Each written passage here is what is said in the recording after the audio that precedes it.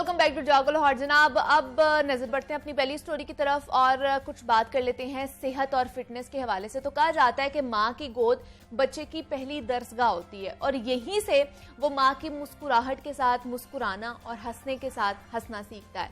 बच्चे का फितरी मुतालबा तो आज भी वही है, मगर मुआशी मसाइल में उलझे हुए हमारे वालिदैन की जो तरजीहात हैं वो पहले की निस्बत बदल चुकी हैं। उनके पास अब अपने बच्चों से बातें करने और उनके जो मासूम सवाल होते हैं उनका जवाब देने का वक्त ही नहीं बचता है, जिसकी वजह से बच्चों को घंटों हम लोग मोबाइल फोन पर देखते हैं, टीवी, कंप्यूटर, वीडियो गेम्स के साथ मसरूफ रखा जाता है उनको, और उन गैजेट्स का बेहद इस्तेमाल बच्चों के मासूम जहनों पर भी असरअंदाज हो रहा है। तो बच्चों में कम बोलने, देर से बोलने, हकलाहट और एतमाद में कमी जैसे मसाइल पैदा हो रहे हैं। और एक रिसर्च के मुताबिक गुज़श्ता 6 बरसों के दौरान बात करने में दिक्कत महसूस करने वाले जो बच्चे हैं उनकी तादाद 70% इजाफा हुआ है उसमें। तो बच्चों में स्पीच के बढ़ते हुए मसाइल की वजूहात क्या हैं, बच्चों में डिलेड स्पीच के मसाइल क्यों पैदा हो रहे हैं और डिलेड स्पीच और हकलाने जैसे मसाइल पर कैसे काबू पाया जा सकता है, इस पर बात करेंगे। फतीहा अशरफ हमारे साथ मौजूद हैं, क्लिनिकल साइकोलॉजिस्ट हैं और स्पीच थेरेपिस्ट भी हैं। फतीहा, आपको वेलकम कहती हूँ जागो लाहौर में। कैसी हैं आप? अल्हम्दुलिल्लाह, मैं ठीक ठाक। फतीहा, ये जो डिलेड स्पीच या बच्चे जो हकलाते हैं या देर से बोलना शुरू करते हैं, इसकी मेन कॉजेज क्या क्या हो सकती हैं? सबसे पहले तो हमारा फैमिली सिस्टम, डिले स्पीच का आज का जो सबसे बड़ा इशू है वो फैमिली सिस्टम है। पहले ज्वाइंट फैमिली सिस्टम होता था, बच्चों से बातचीत करने वाले बहुत से लोग थे। अब अगर मदर और फादर दोनों वर्किंग है तो बच्चों में जो है वो डिले स्पीच के इश्यूज आ जाते हैं। इसके अलावा मदर जो है वो ज्यादा टाइम बच्चों को मोबाइल फोन प्रेफरेंस करती है। अब मदर आती हैं ट्रीटमेंट के लिए, उनसे पूछा जाए कि आप बच्चों को क्यों मोबाइल फोन देती हैं, तो वो कहती हैं कि हमारा बच्चा इंग्लिश बोले इसलिए उन्हें मोबाइल फोन दिया जाता है, इसलिए उन्हें इंग्लिश कार्टून दिखाए जाते हैं। अच्छा। अब जब बच्चे ने सारा टाइम मोबाइल फोन पर ही स्पेंड करना तो उसने क्या बोलना? उसको रिस्पेक्टिव तो मिल रही है लेकिन वो अपने आप को एक्सप्रेस नहीं कर रहा, अपनी फीलिंग्स को बता नहीं रहा।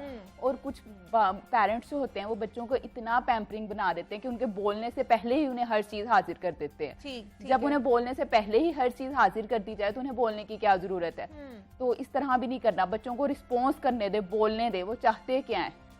तो ये लेकिन कौन सी उम्र तक अगर बच्चा ना बोले तो वो एक हमारे लिए अलार्मिंग सिचुएशन हो सकती है, जिसके बाद हमें डॉक्टर से कंसल्ट करना चाहिए? आजकल जो है वो डिले स्पीच का इशू बहुत ज्यादा बढ़ गया। अगर बच्चा जो है वो 3 साल की उम्र या मैक्सिमम 4 साल की उम्र तक जो है वो नहीं बोल रहा तो उसको फौरन से स्पीच थेरेपी की जरूरत है। लेकिन फिर पेरेंट्स जो है वो कंपेयर बहुत करते हैं कि इसका चाचे ने लेट बोला था, इसका दादा लेट बोला था, इसके मामू लेट बोले तो ये भी बोल लेगा।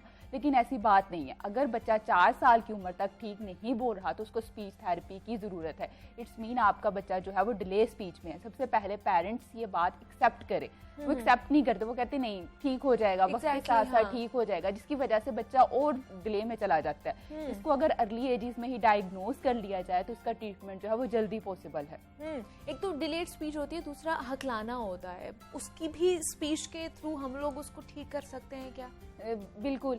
जब भी कोई आता है ना तो सबसे पहले यही डिमांड करता है कि थेरेपी के लिए, अब जाहिर सी बात है हफ्ते में 1 बार 2 बार तो आना पड़ता है, लेकिन उनकी यही डिमांड होती है कि हम जो स्टरिंग के जो पेशेंट हैं वो ये कहते हैं मोस्टली कि हमें मेडिसिन दे दे। इस चीज के लिए कोई मेडिसिन नहीं है। अच्छा। जैसे कि हम लोगों ने हर चीज के लिए कहीं ना कहीं एक मिथ्स बनाई हुई है कि पैनाडोल या कोई भी पेन किलर लेनी हो फौरन दर्द से रिलीफ मिल गया, लेकिन ये जो थेरेपीज हैं ये स्लो चलती हैं। अब जो स्टरिंग के पेशेंट है वो अपनी वर्ड्स को लंबा करके बोलते हैं, कुछ जो है वो स्टार्टिंग में बोलते हैं, कुछ पूरी अपनी कन्वर्सेशन में।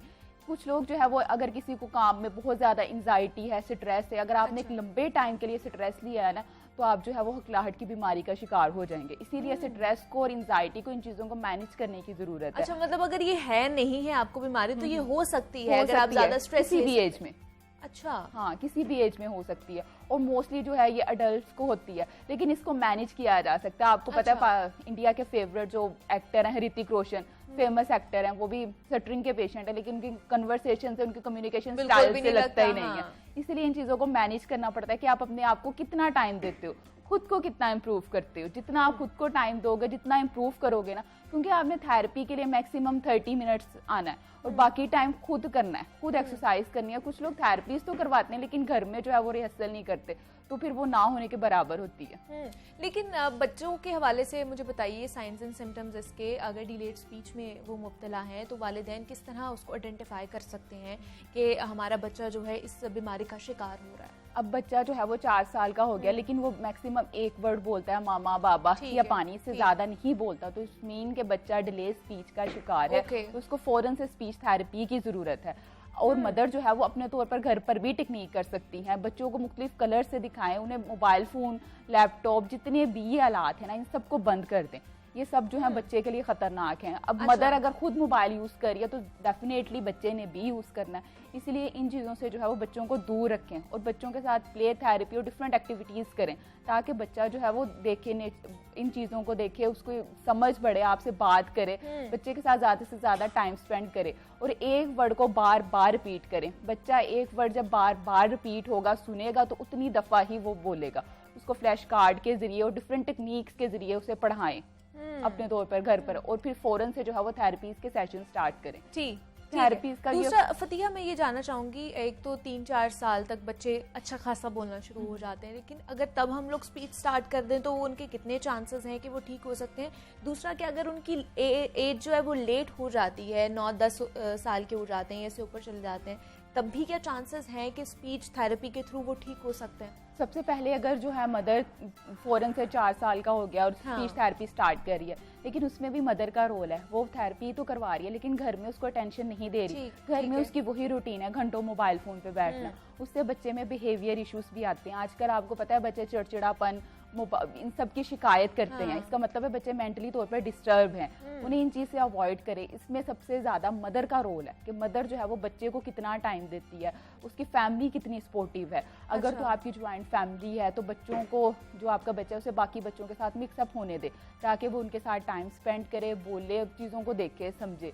और अगर आप बच्चा जो है वो लेट हो गया, 8 साल का, 9 साल का, तो उसकी स्पीच थेरेपी को भी ज़्यादा टाइम लगेगा क्योंकि उसको स्टार्टिंग से हर चीज़ सिखानी पड़ती है। इसमें भी स्टेप बाय स्टेप प्रोसेस होता है, कम से कम 2 साल भी लग सकते हैं, 3 साल भी लग सकते हैं।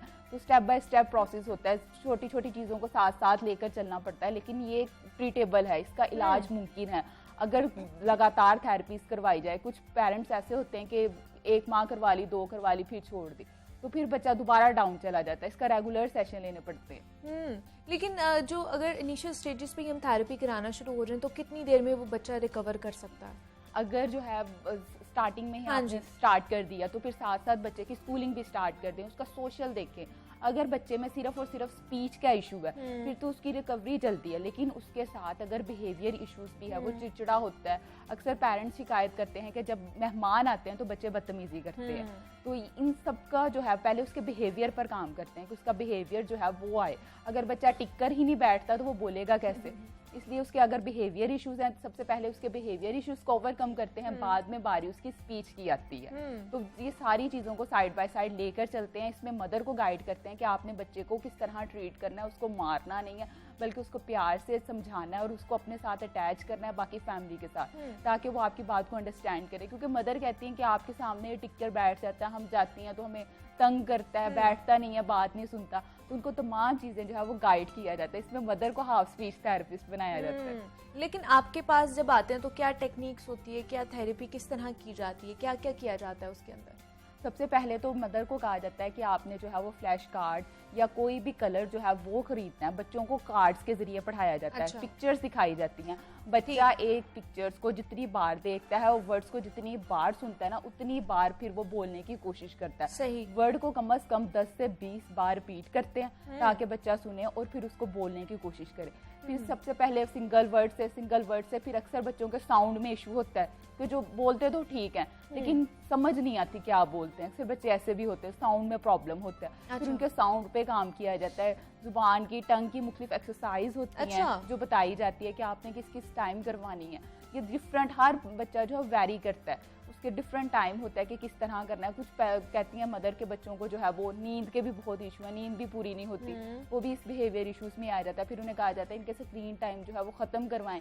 स्क्रीन टाइम ख़त्म करवाती हैं तो फिर कहती हैं कि रोता है, मोबाइल दे देती हैं। अगर वो इस तरह करती हैं तो बच्चा फिर दोबारा डाउन हो जाता है। उन्हें पहले कहा जाता है कि अगर बच्चे ने मोबाइल यूज़ करना है, लैपटॉप देखना है ना, फिर बच्चे को ट्रीटमेंट के लिए मत लेकर आए, क्योंकि फिर आप अपना भी टाइम वेस्ट कर रही हैं और हमारा भी। पहले ये सारी चीज़ें उनकी बंद करवाएं, देन उनकी ट्रीटमेंट स्टार्ट करें, क्योंकि ये सारी चीज़ें जो बच्चे का फिर इंटरेस्ट कैसे होगा, वो बात कैसे करेगा। और अगर बच्चा कोई चीज़ मांग रहा है, पानी मांग रहा है, तो इशारों से मांग रहा है, तो आपने उसको रिस्पॉन्स नहीं करना। उसे कहें कि बोलो, फिर तुम्हें देंगे। अगर बोल रहा है तो इग्नोर करें, उसे वो क्लियर बोलेगा फिर उसे दें। तो बच्चे किस तरह बिहेवियर्स पे काम किया जाता है और मदर को गाइड किया जाता है, ताकि मदर भी घर जाके उसको प्रैक्टिस करवा सके और ज़्यादा से ज़्यादा वो अच्छे तरीके से उसको अंजाम दे। लेकिन फिर इस हवाले से मदर्स आपके साथ कोऑपरेट करती हैं? कोई केसेस ऐसे हैं? अगर तो मदर जो हैं वो ज़्यादातर वर्किंग है, उनके बच्चों में ये इशू ज़्यादा आता है।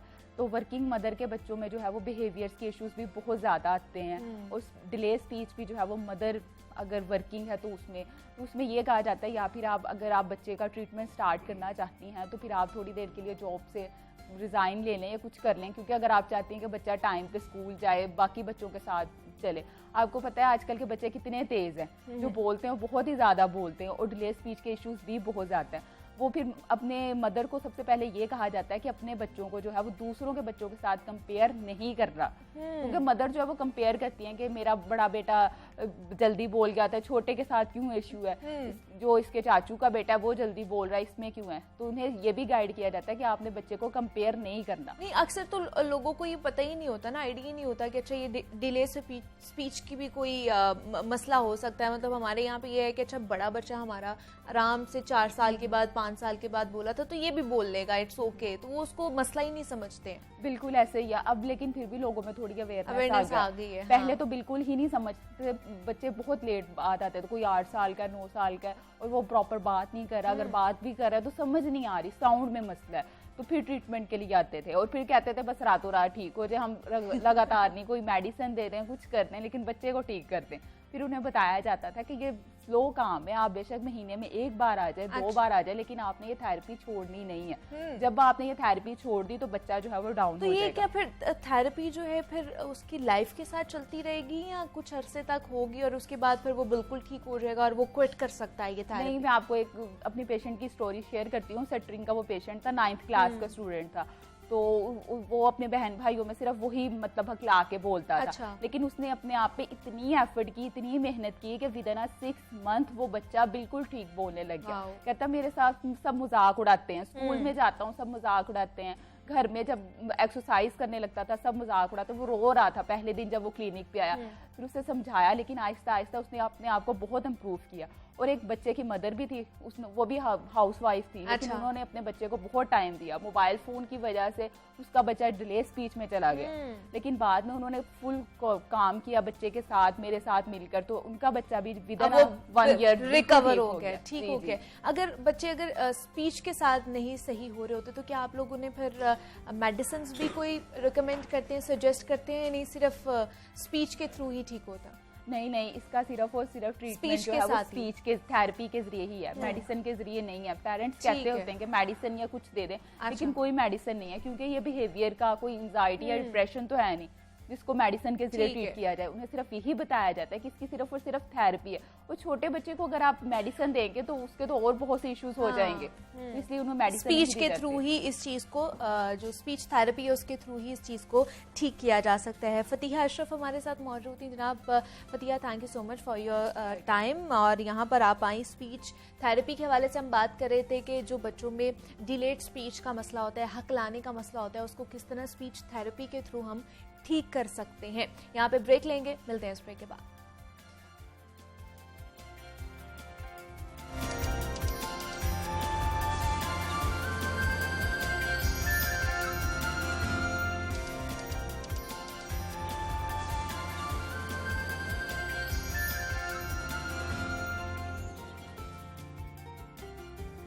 वेलकम बैक टू जागो लाहौर। जनाब, अब कुछ जिक्र हो जाए जिस्मानी और रूहानी सुकून का, तो एक पुरसुकून और कामयाब जिंदगी के लिए ना स्पिरिचुअल हीलिंग बहुत ज़्यादा ज़रूरी होती है और उसके लिए आजकल मुख्तलिफ टेक्निक्स इस्तेमाल हो रही हैं। कई इकसाम की चीज़ें ऐसे इस्तेमाल की जाती हैं जो आपकी स्पिरिचुअल हीलिंग का बाइस बनती हैं।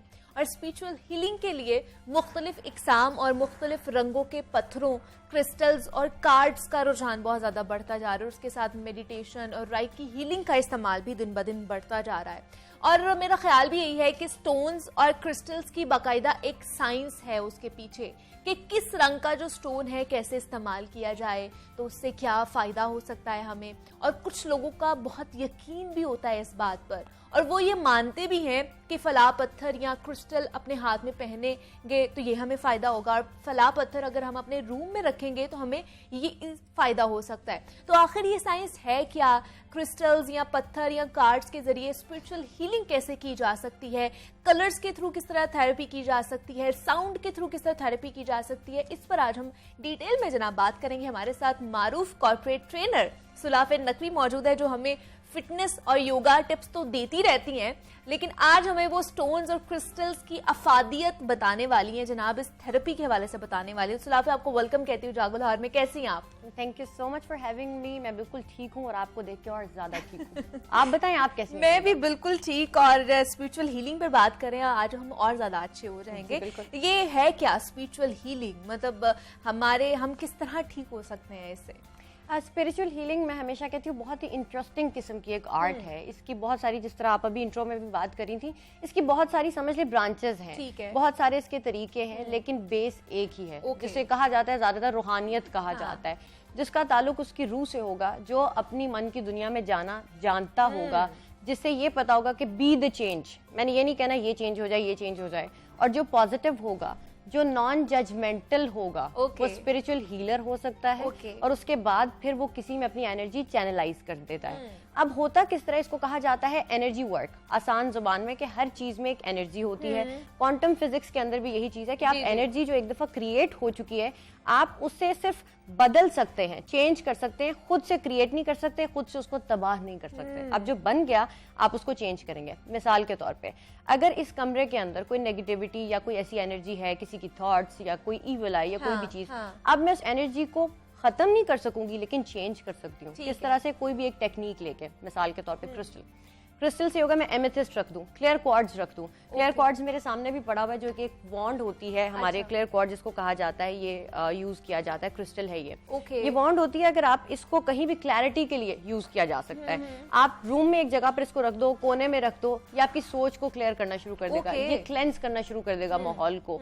तो इस तरीके से साथ साथ आप कैमरा में दिखाएंगे, इस तरीके से आप जो है अपनी एनर्जी चेंज कर सकते हैं, उसको मजीद पॉजिटिव बना सकते हैं।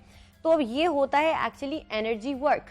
होता है इसमें सिर्फ एक मिथ क्लियर करती चलूं, बहुत सारे लोग जब स्पिरिचुअल हीलर बन जाते हैं तो उनको ये लगता है कि मेरे अंदर एक एनर्जी है और मैं लोगों में उसको ट्रांसफर कर रहा हूँ। अब स्पिरिचुअलिटी में सबसे पहले चीज को मना किया जाता है, आप एक मीडियम है, हीलिंग पूरे कायनात में मौजूद है और मैं सिर्फ एक मीडियम हूँ। कोई जिस हम रेकी है, अगर रेकी हीलिंग की भी हम बात करेंगे, रेकी हीलिंग है कोई मास्टर आपके अंदर वो अट्यून करता है, यानी एक सर्किट आपके अंदर मौजूद है, उसको वो एक्टिवेट कर देगा, ठीक है, अपने एक तरीके से। अब वो मेरे पास तो नहीं थी, मौजूद थी मेरे अंदर, लेकिन मैं एक मीडियम हूँ। जैसे एक कैंडल है, उसका काम है लाइट देना, बट वो खुद तो उस तरह से रोशनी नहीं बनी हुई ना उस टाइम पे। तो आप अगर कहें मैं ही सब कुछ हूँ, तो फिर ये हीलिंग नहीं है। वो जो मैं है उसको मारना पड़ता है। और लिटरली ये सच बात है कि हमारे अंदर एक चीज अगर मौजूद है तो हमारे अंदर से गुजर कर जाती है। मैं किसी में अपनी एनर्जी चैनलाइज कर सकती हूँ, पर मैं वो खुद उस तरह हीलर नहीं हूँ कि मैं कहूँ मैं किसी को हील कर सकती हूँ। तो आप सिर्फ और सिर्फ इस सब के अंदर भी, हीलिंग के अंदर भी, जिसे हम यूनिवर्सल कॉन्शियसनेस कहते हैं, या जिसे हम यूनिवर्स कहते हैं, या गॉड कहते हैं, या अल्लाह कहते हैं, तो उसकी मदद से हम इन चीजों से, ठीक है। और भी बहुत सारी आप ये स्टोन्स हैं, क्रिस्टल्स हैं, ये क्या है? अच्छा, इसमें सबसे जो इंटरेस्टिंग मुझे, जिस तरह मैंने एमेथिस्ट का जिक्र किया, मैंने इसका साइज जो है इसलिए ये बड़े वाला रखा हुआ है, ये नींद को भी आपके बहुत ज्यादा एक प्रॉपर स्लीप आपको देगा। नींद का वैसे ही बड़े मसले आजकल, नींद का बहुत ज्यादा इशू है, क्योंकि हमारा स्क्रीन टाइम ज्यादा है, हमारा एनवायरनमेंट ऐसा है, हमारा लाइफस्टाइल ऐसा है कि हमें नींद के मसले सबसे ज्यादा आते हैं। दूसरा, माइंड बहुत अब ज्यादा हाइपर एक्टिव हो चुका है, तो उसमें ये होता है कि आपको पीस देने के लिए एमेथिस्ट, वाई, हमारे अंदर 7 कलर्स हैं, जो भी 7 चक्रास, बिल्कुल, देखा, 7 अब मुझे याद हो गए हैं, चक्रास है, वेरी गुड। अब हमारे अंदर जो 7 चक्रास हैं, उसमें से एक का जो कलर है वो यहाँ है, जो थर्ड है, जिसे हम अवेकनिंग का या थर्ड आई का या पीनियल ग्लैंड आप इसको कह सकते हो, मेडिकल साइंस में पीनियल ग्लैंड यहाँ होता है, और ये उसका चक्रा है यहाँ पर, और ये कलर पर्पल होता है। तो अगर आपको कोई इमोशनल इशू आ रहा है तो आपके जो लास्ट 4 चक्रास हैं आप उस पर काम करोगे। और अगर आपको नहीं याद रहता तो आपने एमेथिस्ट सिर्फ अपने बेड के साथ रख लेना है, आपकी स्लीप में फर्क आना शुरू हो जाएगा। तो ये इस तरह से काम करता है। ठीक है। अब हमारे और ये किसी भी साइज का हो सकता है, जरूरी है कि ज्यादा? अब इसमें फर्क ये होता है कि अगर आपके पास छोटा साइज है तो वो उसकी फ्रीक्वेंसी या वाइब्रेशन जो है उतनी थोड़ी सी कम होगी। ओके। जितनी ही आप बड़ी चीज, जैसा मैग्नेट है, मैग्नेट जितना बड़ा होगा वो उतना ही चीज को अपनी तरफ खींच सकता है। तो इसी तरह ये इनकी फ्रीक्वेंसी हमसे ज्यादा होती है। अगर मुझ में कोई चीज कम होगी, मिसाल के तौर पे मुझे भूख लगी है तो मैं एक्सटर्नल सोर्स से खाना खाऊंगी, ठीक है, उस चीज को सही करने के लिए और सेटिस्फेक्शन के लिए। अब मेरे अंदर एक रंग कम हो गया या मेरे अंदर फ्रीक्वेंसी कम हो गई, तो बाहर से जिसकी फ्रीक्वेंसी ज्यादा है मैं उससे मदद लूंगी उस टाइम पे। बट एक पॉइंट क्लैरिफाई इधर यहाँ पे क्लियर करना बहुत जरूरी है कि पत्थर हो, क्रिस्टल हो, कोई भी चीज हो, आपने उस पर बिलीफ नहीं बना लेना कि ये सब कुछ कर सकता मतलब है। अब मैंने कुछ नहीं करना, ये पत्थर ही सारा कुछ ये कॉम्प्लीमेंट्री है। लाइक आपके साथ जो जेम्स होते हैं, आपके हाथ के साथ वो टच होगा, आपकी स्किन से टच होना चाहिए। जो आपके लिए स्टोन होगा वो जिमोलॉजिस्ट बताते हैं उसके बारे में कि आपका स्टोन कौन सा है। अब वो आपने पहन लिया, सूरज की बहुत सारे ऐसे जेम्स होते हैं जो सूरज की रेज से एक्टिवेट होके आपके सिस्टम से मिल के आपको वो असर देते हैं। बट क्या सारा कुछ वो आपको जेम दे रहा है? ऐसा नहीं है। वो सिर्फ कायनात में, मैं हमेशा एक मिसाल देती हूँ, ढूंढने वालों ने सांप के जहर में भी दवाई ढूंढ ली, उन्होंने असर ढूंढ लिया। ढूंढने वाले ने क्रिस्टल में भी हल ढूंढ लिया। बट मैं कहूँ सांप सब कुछ है, ऐसा नहीं है।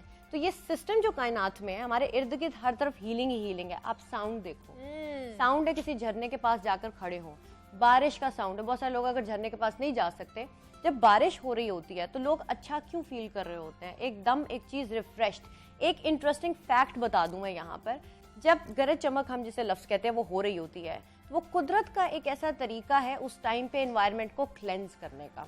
बिकॉज साउंड थेरेपी की जब बात की जाती है, ये भी स्पिरिचुअल हीलिंग है। अक्सर लोग डिफरेंट मज़ाहिब में बेल बजा रहे होते हैं एनर्जी को चेंज करने के लिए। हमारे तरफ ये जो कुदरत ने एक निज़ाम रखा है कि बादल सबसे पहले आकर उसको क्लियर करेगा, यानी अपनी आवाज से।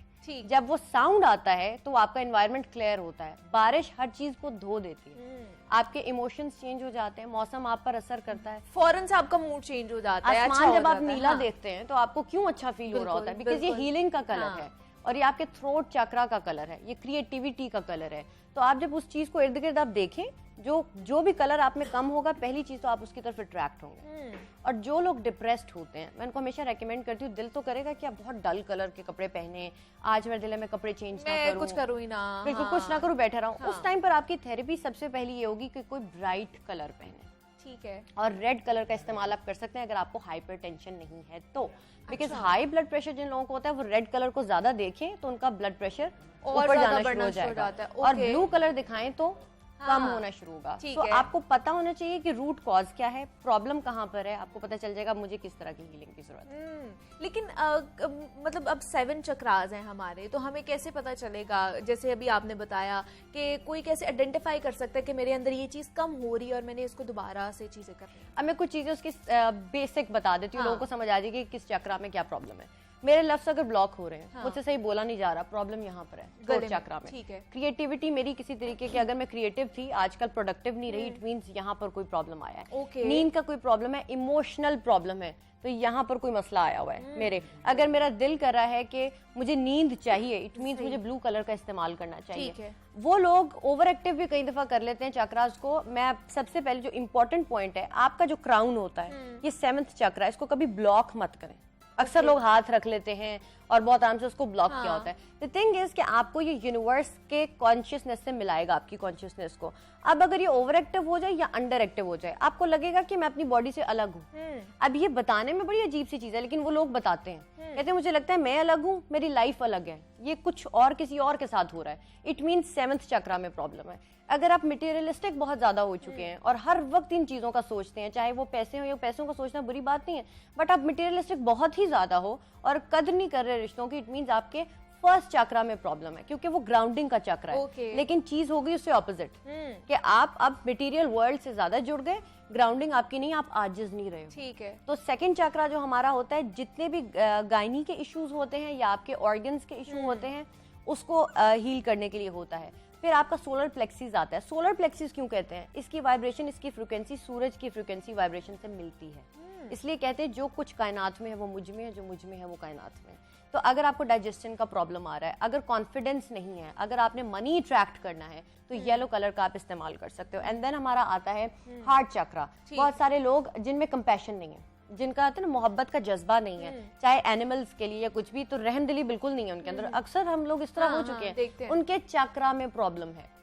आप ये सबसे पहले ये देख लें कि अगर आपको लग रहा है कि आपको जिस पर रहम आना चाहिए उस पर नहीं आ रहा, और लोग देख रहे हैं कि यार बड़े ब्रूटल किस्म का आदमी है ये, उसका ये चीज़ ब्लॉक है।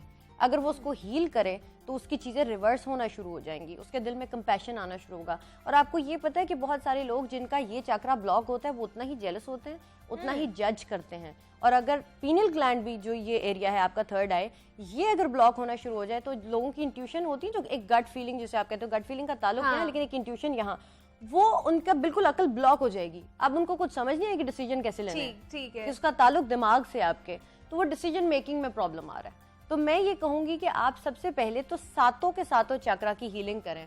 हर स्टोन जिसका जो कलर है वो आप वहां पर पहले आप पढ़ लें कि 7 चक्रास है क्या, उसके क्या क्या कलर्स हैं, किस तरह उसको आप आइडेंटिफाई कर सकते हैं। दूसरा, जिनके मूड स्विंग्स बहुत ज्यादा होते हैं, मूड स्विंग्स, उनके बारे में बताइए। वो किस तरह की कलर थेरेपी या स्टोन्स के थ्रू ठीक हो सकता है? कलर थेरेपी की भी अगर हम स्टोन्स की भी बात करें, तो मूड स्विंग्स वाले हजरात, मैं उनको कहूंगी अपने 7 चक्रास को बैलेंस करें। बिकॉज इनडायरेक्टली अगर हम देखें कोई एक चक्रा ब्लॉक है तो वो सारे ही इम्बैलेंस है, बैलेंस में कुछ भी नहीं चल रहा।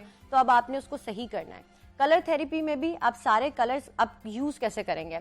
या तो आपके सामने वो कलर हो, या आप उसको इमेजिन कर रहे हो। अब क्रिस्टल के साथ क्या किया जा सकता है? मिसाल के तौर पे बहुत मूड स्विंग्स हैं और गुस्सा आ रहा है, ठीक है, अब इट डिपेंड्स के मूड स्विंग्स क्या है, किस तरह का है। अब आपको गुस्सा आ रहा है और आप रिलैक्स होना चाहते हो, तो एक चीज मैं ब्लू पकड़ लेती हूँ, एक स्टोन ब्लू, यानी कि मेरा थ्रोट, और जिससे कई दफा ब्लंट होकर लोग बोलना शुरू कर देते हैं। तो इसको हमने सही करना है। और एक हाथ में ये एमेथिस्ट एक साथ ही हम पकड़ सकते हैं। आपने इसको हाथ में रखा, एक हाथ सीधा रखे, और बैक, जैसे मैं हमेशा कहती हूँ, स्ट्रेट होनी चाहिए, आपका ग्राउंड से कनेक्शन से बनना चाहिए। आपने सिर्फ ये किया कि नाक से आपने सांस लेना है और इसको फील करना है, इसके कलर को, एंड एक्सहेल। ओके, आपके माइंड में वो कलर्स होने चाहिए। बिल्कुल। जब आप बहुत ज्यादा किसी चीज पर ब्लंट हो गए हैं, अक्सर लोग कहते हैं ब्लंट होना बहुत अच्छी बात है, कुछ चीजों हम तो स्ट्रेट फॉरवर्ड हैं, हम तो कुछ भी अंदर कुछ चीजों में बाउंड्री सेट करना अच्छी बात है, लेकिन अगर सामने वाले को आप तकलीफ दे रहे हैं तो ये गलत है। फिर वो बात, ये स्पिरिचुअलिटी तो ना हुई, मैं कहती हूँ ये सूडो स्पिरिचुअल है, फिर तो ये गलत बात है। अगर आप किसी को जज कर रहे हैं, स्पिरिचुअल हीलिंग में रूल नंबर 1, कोई आपके पास किसी तरह का भी बंदा आ गया है, आपने उसकी हालत देख के जज नहीं करना, इसके पास पैसे नहीं लगते, इसके पास पैसे हैं, ये इस तरह का लग रहा है या इस तरह की लग रही है। आपने सिर्फ उसको हील करना है। ये मेरी जॉब नहीं है, उससे ये होगा जो मेरी जॉब नहीं है मुझ पर बोझ आ जाएगा। जजमेंट मेरा काम नहीं है, तो इसीलिए जो मेरी जॉब नहीं है वो मैंने नहीं करनी, और मैंने सिर्फ हील करना है। जो भी कलर का, उसको जिस कलर की भी जरूरत है, मतलब वॉलंटियरली काम कर रहा हूँ ना, मुझे कोई फोर्स नहीं कर रहा है ये चीज काम करते और वहां पे आप जज करें। मैं एक चीज बताती हूँ, हीलर वो है जिसके पास बैठकर, स्पिरिचुअल हीलिंग क्या होती है, जिसके पास बैठकर भी आप अच्छा फील करें। ये नहीं कि अगर आप उठकर जा रहे हो उसके पास तो एक बोझ लेकर जा रहे हो। अक्सर लोग, हम इनको कहते हैं कि साइकिक वैम्पायर्स होते हैं, बिकॉज बहुत सारे लोग आपके जो इर्द गिर्द बायोप्लाज्मिक फील्ड होती है ना, हमने उसको हील करना होता है, वो आपका ओरा बनाती है। तो अगर उसको ही हिट करना शुरू कर दें, आपको बहुत नेगेटिव एनर्जी पास ऑन एक बंदा कर रहा है, तो वो चाहे अपने आप को हीलर क्लेम करे, तो वो फिर समझ जाए कि उससे आपने दूर रहना है। और सबसे पहली चीज पॉजिटिव रहना है, पॉजिटिव सोचेंगे, वही चीज आप पास ऑन करेंगे।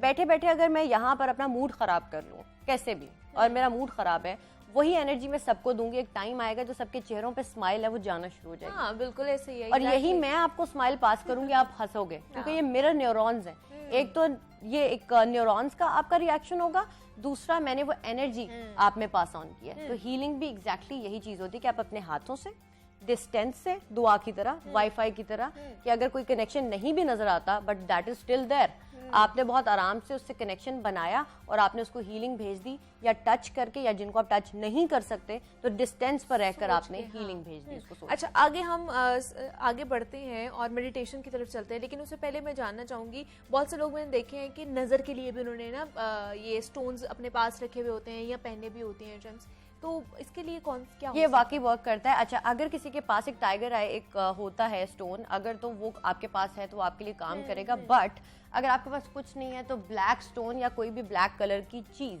आप पर काम करेगी। आप कार्नेलियन वैसे भी ले सकते हैं, वो भी ईवल आई। आपने अक्सर लोगों को देखा उन्हें कार्नेलियन पहना होता है जिसे हम अकीक भी कहते हैं, वो भी काम करता है इन चीजों के लिए। लेकिन अगर आपको लगता है ईवल आई, बहुत सारे लोगों को नजर लग जाती है, अब जब भी कोई कहे ना मुझे नजर लगे, हम हंसना शुरू कर देते हैं, बिकॉज उनको लगता है पता नहीं उसको खास शख्सियत होना चाहिए। नजर किसी को भी लग सकती है, तो आपने ब्लैक कलर एक तो अपनी पॉकेट में रखें, वो तमाम हजरात जिनको नजर बहुत ज्यादा लगती है, या वो अपने पास इस चीज को रख रहे हैं अपने रूम में जहां आपको लग रहा है आपका काम है, बहुत ज्यादा लोगों का आना जाना है। तो पहली चीज ये, और एक रेमेडी जो हमेशा मेरे मेंटोर बताते होते हैं, जब भी आप किसी ऐसी जगह से आए जहां एक्सपोजर बहुत है, जैसे हम स्क्रीन पर है, ठीक है, आपका एक्सपोजर बहुत है, नजर लगने के बहुत चांसेस हैं ऑल द टाइम, ठीक। अब उसमें आपने क्या करना है, एक तो आप अपने पास ब्लैक स्टोन रख लेंगी। जैसे आप अपने घर जाओ तो आपने जब शावर लेना है तो उसके अंदर सॉल्ट वाटर से शावर लेना है। बट एक इंपॉर्टेंट चीज बता दूं, शावर लेने के बाद रिंस भी करना है उसको, नमक वाला होकर नहीं आ जाना। लोग पता है क्या कर, अक्सर अच्छा उसके बाद धोना है, मैं कहती हूँ तो क्या करेंगे, गल जाएंगे, तो कॉमन सेंस यूज कर रही है। तो आपने क्या करना है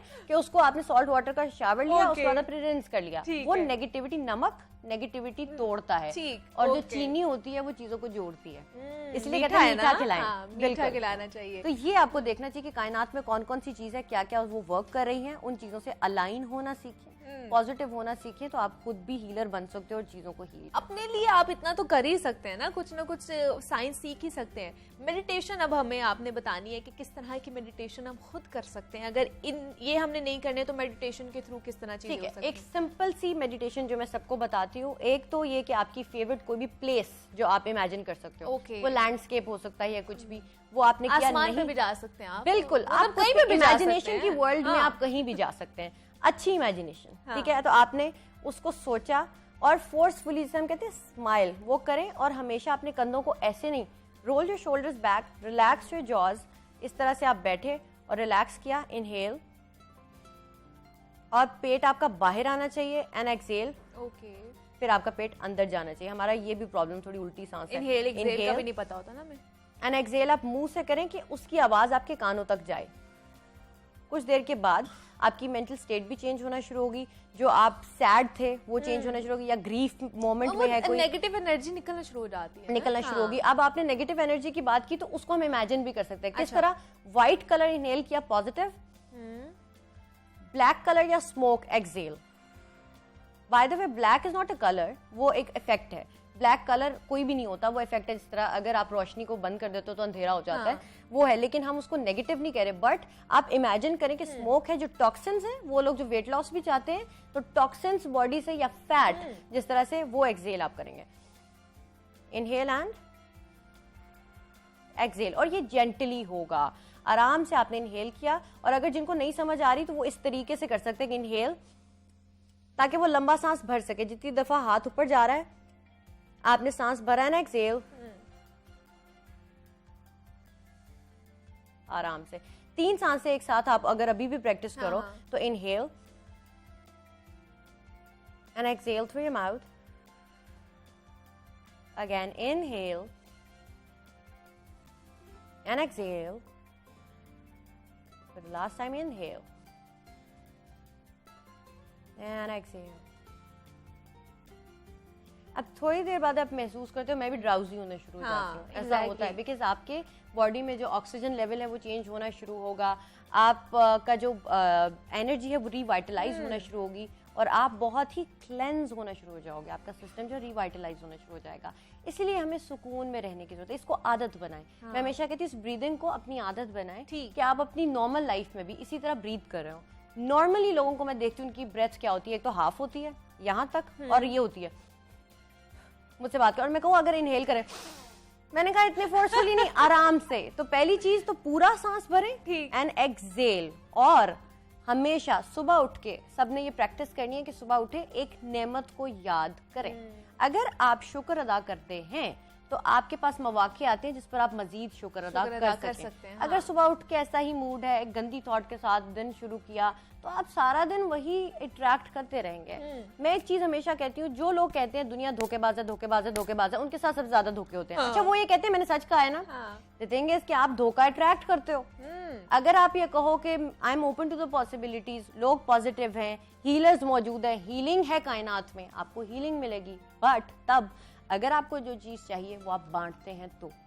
अगर मैं दूसरों का जीना हराम कर दूं और गंदे गंदे कमेंट्स दूं किसी को जाकर, तुम तो ऐसी हो, तुम फलाओ, इसलिए कि जरा उसको बुरा फील हो, मैं जितनी भी हीलिंग की कोशिश करूं मुझे हीलिंग नहीं हो सकती।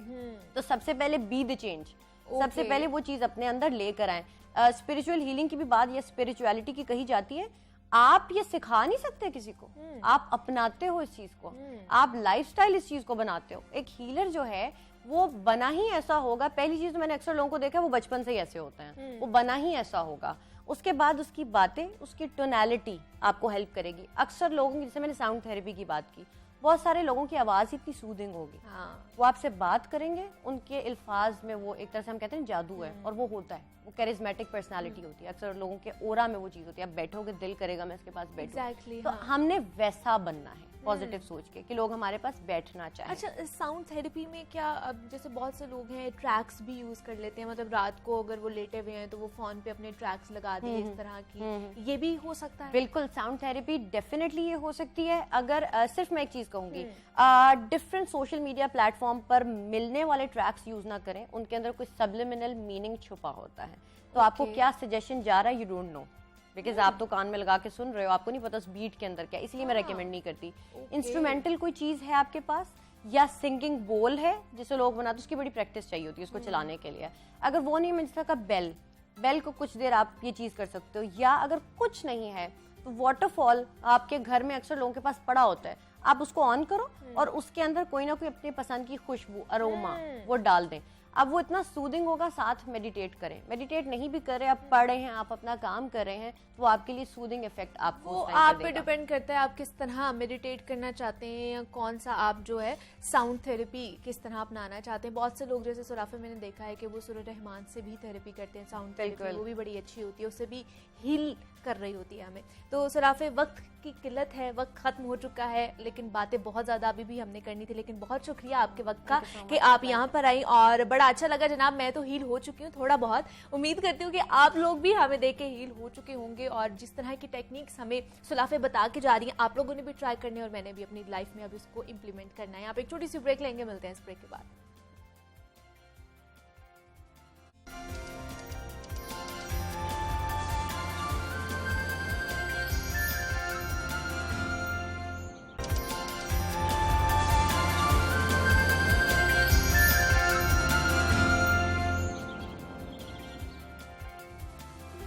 वेलकम बैक टू जागो लाहौर जनाब। सेगमेंट है हमारा लाहौर की दुनिया, जिसमें हम लाहौर और लाहौरियों की मिसाइल डिस्कस करते हैं, और जिंदा दिलाने लाहौर को जितने भी मिसाइल का सामना करना पड़े ना, लेकिन उन मिसाइल के बावजूद भी वो अपने हर इवेंट को यादगार बनाना जानते हैं। और अगर वो इवेंट हो क्रिकेट का तो जनाब क्या ही बात है। इंग्लैंड की क्रिकेट टीम 17 साल बाद दौरे पाकिस्तान पर इस वक्त मौजूद है, और जहां पाकिस्तान और इंग्लैंड के माबैन 7 मैचेस की सीरीज जारी है। तो जनाब लाहौरी जो है ना, तैयार हो जाएं, क्योंकि कराची के बाद अब बारी है लाहौर की, और 4 कांटेदार मुकाबलों के बाद टीमों ने रुख किया है लाहौर के मैदान का। लाहौरी आपको पता है वैसे ही तफरी का बहाना ढूंढते हैं, और ऊपर से क्रिकेट का मैच हो तो मजा और भी ज्यादा दुबाला हो जाएगा। तो शायकीन क्रिकेट का जोशो खरोश दीदनी होगा, चौके लगेंगे, छक्के लगेंगे, सीटी भी बजेगी और खेल भी सजेगा। और पाकिस्तान और इंग्लैंड के दरमियान 7 T20 मैचेस पर जो मुश्तमिल सीरीज का 5वां मैच 28 सितंबर को होगा, जबकि छठा 30 सितंबर को, और दोनों टीमें सीरीज के आखिरी मैच में 2 अक्टूबर को कजाफी स्टेडियम में मद्दे मुकाबिल होंगी। और आपको पता है कि जब लाहौर में कोई भी बड़ा इवेंट होता है तो पंजाब पुलिस के जवान फुल प्रूफ सिक्योरिटी के इंतजामात करते हैं, और इस दफा भी सिक्योरिटी के हवाले से क्या प्लान मुरतब किया गया है, कितने अहलकार अपनी खिदमत सर अंजाम देंगे, ट्रैफिक रवानी को यकीनी बनाने के लिए क्या क्या इकदामात किए जा रहे हैं, इस पर बात करेंगे। हमारे साथ इस वक्त मौजूद है नुमाइंदा लाहौर न्यूज है मोहम्मद सरफराज। सरफराज, आपको वेलकम कहती हूँ जागो लाहौर में, कैसे हैं आप? जी शुक्र अल्लाह का। सरफराज, हमारी जो टीम है 17 साल बाद जो इंग्लैंड की टीम है दौरे पाकिस्तान पर है, कराची का उन्होंने रुख कर लिया है, वहाँ पे उन्होंने क्रिकेट की जो बरसात है वो कर दी, अब लाहौर पहुँच चुकी है, कल पहुँची है। किस तरह की प्लान की गई है सिक्योरिटी के हवाले से, क्या स्केड्यूल बनाया गया है?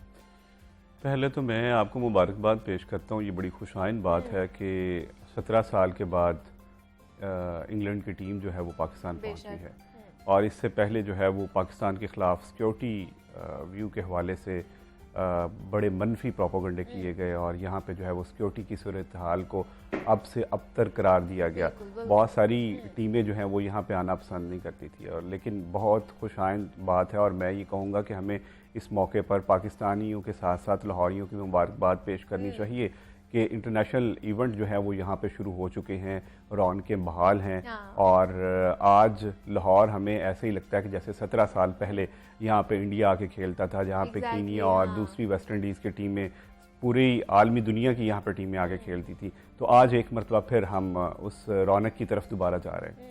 सिक्योरिटी की सूरत हाल की अगर बात की जाए तो मुझे याद है कि CCPO मीन वैंस से लेकर अभी तक जो मैंने सिक्योरिटी की सूरत हाल सारी देखी है, उन्होंने बड़ी मेहनत की। डॉक्टर हैदर अशरफ थे उस वक्त DIG ऑपरेशन, और CCP लाहौर थे मीन वैंस, उनकी जानिब से एक पहला कदम उठाया गया, और उन्होंने ऐलान किया ऐलान कि हम जो है वो लाहौर को फुल प्रूफ बनाएंगे, और यहाँ पे जो इंटरनेशनल टीम आएगी उसको फुल प्रूफ सिक्योरिटी मुहैया की जाएगी।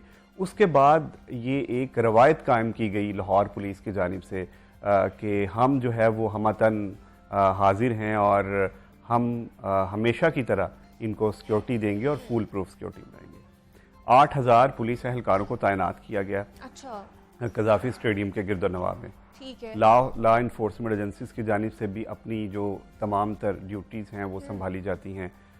इसके साथ पंजाब रेंजर्स की अगर बात की जाए तो काबिल कदर है, काबिल फ़ख्र है हमारा ये जवान कि जो वहाँ पे तैनात हैं और अपनी अपनी ड्यूटी संभाल रहे हैं। कज़ाफ़ी स्टेडियम के अंदर पंजाब रेंजर्स के जवानों को तैनात किया गया है। बाहर लाहौर पुलिस की जानिब से जो है वो अज़ाफ़ी दस्ते जो मंगवाए गए हैं उनको पंडाल लगाकर उनको वहाँ पे स्टे करवाया गया। किसी भी इमरजेंसी की सूरत हाल से निपटने के लिए कला गुजर सिंह पुलिस लाइन में जो एंटी राइट फोर्स के अज़ाफ़ी दस्ते हैं उनको तैनात किया गया है। 8000 की ये नफरी है जिन्होंने जो सिक्योरिटी ड्यूटी है वो सर अंजाम देनी है। अच्छा, ये मैचेस के दिनों में होगा, ये ओवरऑल जितने दिन यहाँ पर रहेगी टीम जितने दिन, एक तो मैचेस के दिनों में 8000 के अहलकार जो हैं वो तैनात रहेंगे कज़ाफ़ी स्टेडियम और इसके गिरदनवाह में।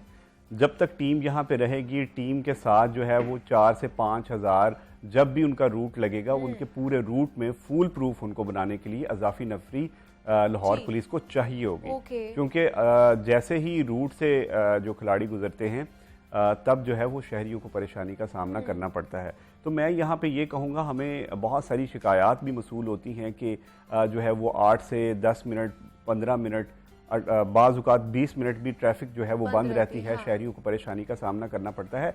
तो जब हमने यहाँ पे शहर लाहौर में इंटरनेशनल इवेंट करवाना है तो शहरियों को ऐसी परेशानी का सामना करना पड़ेगा। थोड़ा बहुत तो आपको फिर करना पड़ता है, कॉम्प्रोमाइज कर लेंगे तो क्या हो जाएगा। जी राइट। जब हम इंटरनेशनल इवेंट करवाएंगे तो इस किस्म के मुश्किलात का हमें सामना करना पड़ेगा। देखें, आपका मुल्क जो है वो जब एक इंटरनेशनल इवेंट करवाता है तो फिर हमें भी थोड़े मसाइब सहने पड़ेंगे। तो सिटी ट्रैफिक पुलिस की अगर यहाँ पे बात की जाए तो 4 रोज़ कबल ही प्लान जो है वो मुरतब कर दिया गया था। तकरीबन जो रूट है और कज़ाफ़ी स्टेडियम है 1000 के करीब इन्होंने अपनी नफरी लगाई है, जिसमें फॉक लिफ्टर भी शामिल हैं, जिनमें इनके सेक्टर इंचार्ज भी हैं, सीनियर ट्रैफिक वार्डन हैं, असिस्टेंट हैं, और जो नफरी चाहिए थी इनको ये इन्होंने गुजरांवाला रीजन से मंगवाई और दूसरे अजला से सियालकोट से भी ट्रैफिक वार्डन्स को यहाँ पे बुलाया गया ताकि किसी भी किस्म की परेशानी का सामना न करना पड़े। इससे कबल हम भी शहरियों को आगाह करते हैं। सिटी ट्रैफिक पुलिस के जो CTO लाहौर हैं सैयद मुंतज़िर मेहंदी, उनके साथ जब हमारी बात हुई तो उनका ये कहना था कि हम बारहा जो है वो शहरियों को आगाह कर रहे हैं। हमारे FM रेडियो में भी शहरियों को आगाह किया जा रहा है कि जहाँ पे जो खिलाड़ियों का रूट है वहाँ पे 10 से 15 मिनट के दौरानिए में ट्रैफिक बंद रह सकती है। तो हम ये चाहते हैं कि शहरी उस वक्त में जो मुतबादल रास्ते दिए गए हैं उस पर जो है वो अमल करते हुए उस मुतबादल रास्तों को इख्तियार करें। अच्छा, क्योंकि यहाँ पे शहरी जो है वो मुतबादल रास्ते इख्तियार करने के आदी नहीं है, FM सुनने के आदी नहीं है, हदायत सुनने के आदी नहीं है, तो इस वजह से जब वो कैनाल से गुजरती है टीम, इस वजह से उनको परेशानी का सामना रहता है। तो कौन कौन से मुतबादिल रास्ते जो इन्होंने अपनाने हैं उस वाले से क्या बताया गया? जी, अगर PC होटल से टीम कजाफी स्टेडियम के लिए निकलती है तो मार रोड जो है PC होटल से पहले तमाम मार रोड को ब्लॉक कर दिया जाता है। ठीक है। गवर्नर हाउस के लेफ्ट और राइट में चाइना चौक जाने वाली जो रोड है और डेवस रोड की जानिब जाने वाला रास्ता जो है वो खुला रखा जाता है ताकि शहरियों के लिए ये मुतबादल रास्ता है मार रोड से लोअर मार रोड जाने के लिए। लोअर मार रोड जो है वो उसको बंद कर दिया जाता है, जो केनाल का पुल है वहाँ तक बंद कर दिया जाता है, जहाँ से लोअर माल का और अपर माल का रास्ता जो है वो कट हो जाता है, जिसका मुतबादल रास्ता उन्होंने जे रोड से दे दिया कि आप जे रोड से जिम खाना से जो है वो एंटर होते हुए आप जेल रोड पे जाएं और जे रोड से आप अपर माल में आ सकते हैं। दूसरी जानिब जो फिरोजपुर रोड पे कजाफी स्टेडियम का गेट है उसको जो है वो बंद कर दिया जाता है और उसके साथ जो फिरोजपुर रोड से लाहौर से कसूर जानिब जाने वाला जो ट्रैफिक है उसको बंद कर दिया जाता है और दूसरे रोड को वन वे कर दिया जाता है। अच्छा। ताकि शहरियों को परेशानी का सामना ना करना पड़े। इस सारे दुरानिये में 15 से 20 मिनट का वक्त जो है वो लगता है और इसके साथ अगर यहाँ पे मेट्रो ट्रैक भी आ जाता है रास्ते में, मेट्रो ट्रैक जो है वो वहाँ पे जवान तैनात किए जाते हैं क्योंकि वहाँ पे जो है वो लोहे का जंगला है, इस वजह से वहाँ पे सिक्योरिटी का तो इतना रिस्क नहीं होता। ताहाल उसके बावजूद भी जो जवान हैं वो वहाँ पे तैनात होते हैं किसी भी किस्म के खदशे से निपटने के लिए। तो मेट्रो को खुला रखा जाता है, फिरोजपुर रोड और जो कलमा चौक जाने वाला रास्ता है वो बंद रहता है। कलमा चौक है जो वहाँ पे बिल्कुल चौक को बंद नहीं किया जाता ताकि शहरियों को परेशानी का सामना ना करना पड़े। तो अगर लाहौर की ओवरऑल सिक्योरिटी की बात की जाए तो CCP लाहौर की के साथ जब हमारी बात हुई तो उनका कहना था कि टीम के आने से कबल ही हमने हाई अलर्ट जारी कर दिया। ठीक है। अब हाई अलर्ट का मतलब क्या है? अब हाई अलर्ट का मतलब है कि रात गए जो है वो ऑपरेशन चलता है इनका। वो जो जितने भी कजाफी स्टेडियम के गिरदोनवाह में आबादी है, गुलबर्ग का जो एरिया लगता है वहाँ पे ऑपरेशन चलता है। जो रेडी बान हैं, जो दुकानदार हैं, उनको हटा दिया जाता है, दुकानदारों को चेक किया जाता है। होटल सराय हैं उनको चेक किया जाता है ताकि कोई भी मुसाफिर जो है वो हमें पता चलता रहे कि कौन सा बंदा यहाँ पे आके ठहरा है। तो ये रात जो है वो पुलिस का प्रोसीजर चलता रहता है। इसके साथ साथ यहाँ पे अगर डॉल्फिन फोर्स और पीरू फोर्स की अगर बात की जाए तो वो रात गए उनकी जो ड्यूटी होती है वो तमाम रात जो है वो गश्त करते हैं गिरदोनवाह की। तो सिक्योरिटी की सूरत हाल, इंटरनेशनल टीम है, उसको हमने अगर सिक्योरिटी देनी है तो उसके लिए हमें फिर 24 घंटे अपनी नींद को भी कुर्बान करना होगा और हमें जो है वो उनकी सिक्योरिटी के लिए सारी चीज़ों को मद्देनजर रखते हुए अपने जवानों को भी देखना है। ऑब्वियसली जो हमें अपने ऊपर से वो एलिगेशंस भी तो हटाने हैं ना सरफराज, जो पहले हम पे लगते थे और उसके वजह से 17 साल बाद ये टीम हमारे पास वापस आ रही है। इंशाल्लाह ये टीम आई है, सिक्योरिटी के खर्चात खत्म हो जाएंगे, हमारे मैदान जो है बहाल हो जाएंगे, तो बाकी टीम्स भी फिर आना शुरू हो जाएंगी। देखें, इससे पहले जो है वो इंग्लैंड के आने से पहले आगाज तो हो चुका था टीम में आने का।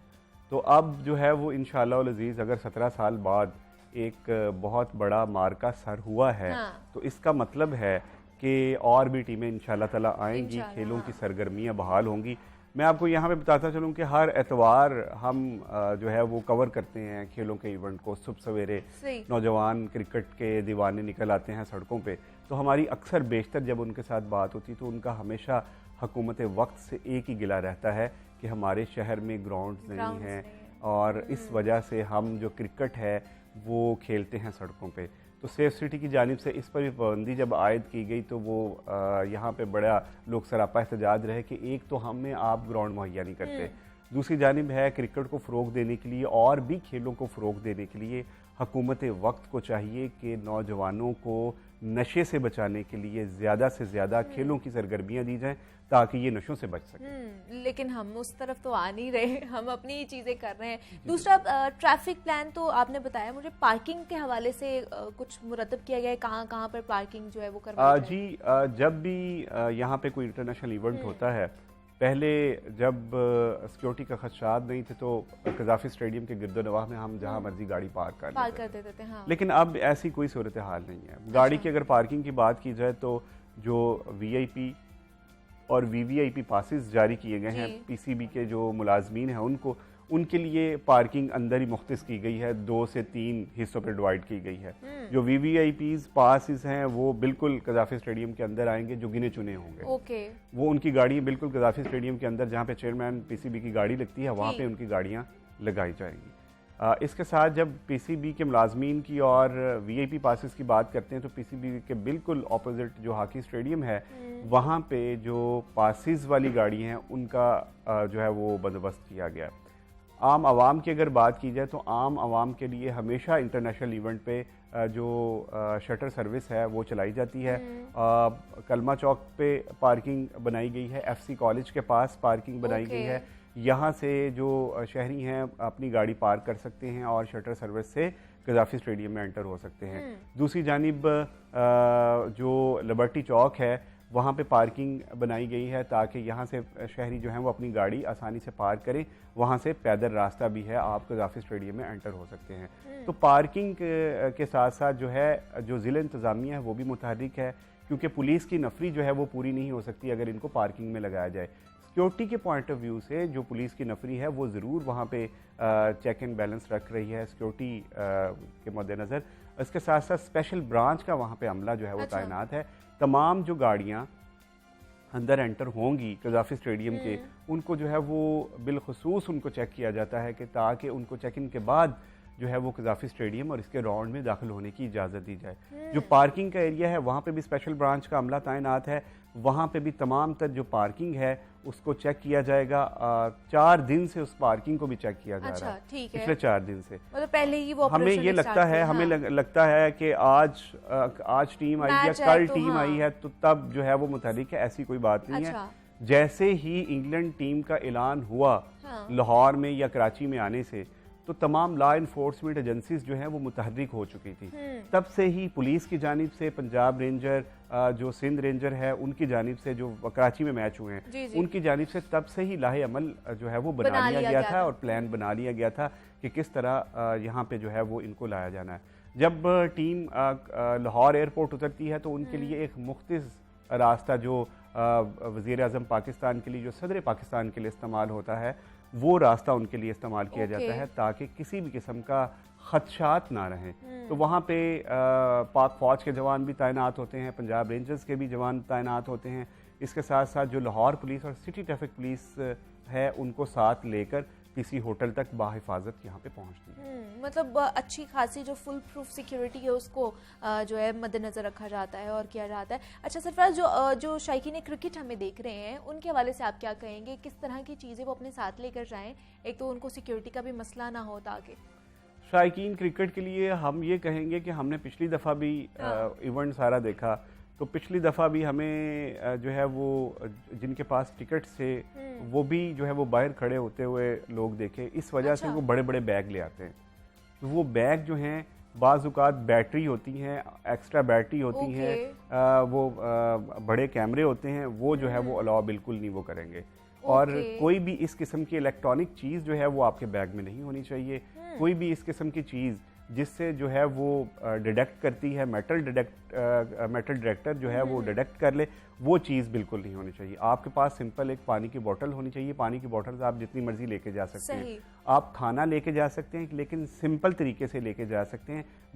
बहुत बड़े टिफ़न में नहीं लेके जा सकते, बहुत बड़ी चीज़ों में नहीं लेके जा सकते। आप उसको जो है वो छोटी चीज़ों में लेके जा सकते हैं ताकि जो है वो आसानी से डिस्पोजेबल पैकेट्स में डिस्पोजेबल जो मिलते हैं डब्बे उसमें ले जाए। प्लास्टिक के डब्बे भी मिलते हैं, बड़े इजी जो है वो मिल जाते हैं, उस पर भी आप लेके जा सकते हैं।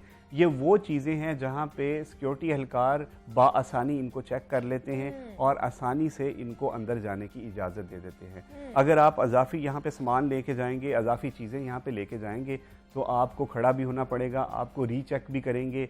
आपको 3 लेयर से उन्होंने गुजारना है और इसका मतलब है कि आपको अगर फुल प्रूफ सिक्योरिटी दी है तो फिर 3 लेयर से गुजारेंगे। पहला लेयर जो है वो आपको शटर सर्विस पे शुरू हो जाता है। वहाँ पे भी होती है? जी राइट।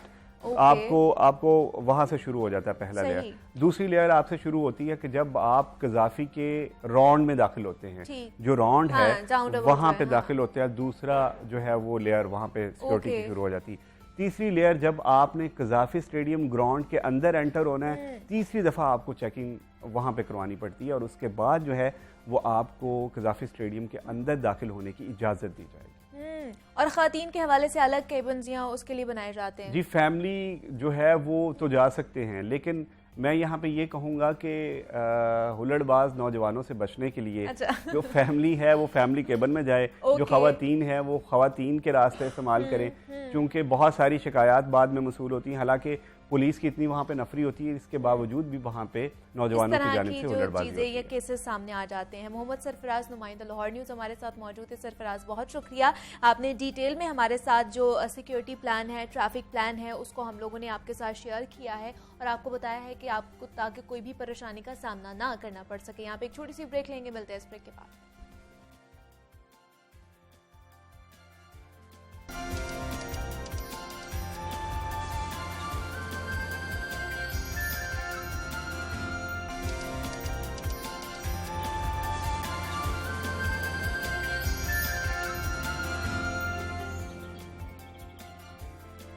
वेलकम बैक टू जागो लाहौर। जनाब, अब कुछ बात हो जाए सैर व सियाहत के हवाले से, तो जनाब अक्सर हम अपनी रोजमर्रा की जिंदगी से उकताक जाते हैं और हमारी कोशिश होती है कि किसी ऐसी जगह का इंतखाब किया जाए जहां आपको मुकम्मल तौर पर पुरसुकून जो है हालात मिले, और उसके लिए चाहे आप किसी पहाड़ी इलाके का रुख करते हैं या फिर किसी दूसरे शहर का, क्योंकि आपका मकसद होता है कि अपनी जो डेली रूटीन है उससे हटना, मसरूफियात और मूड को थोड़ा सा चेंज करना होता है।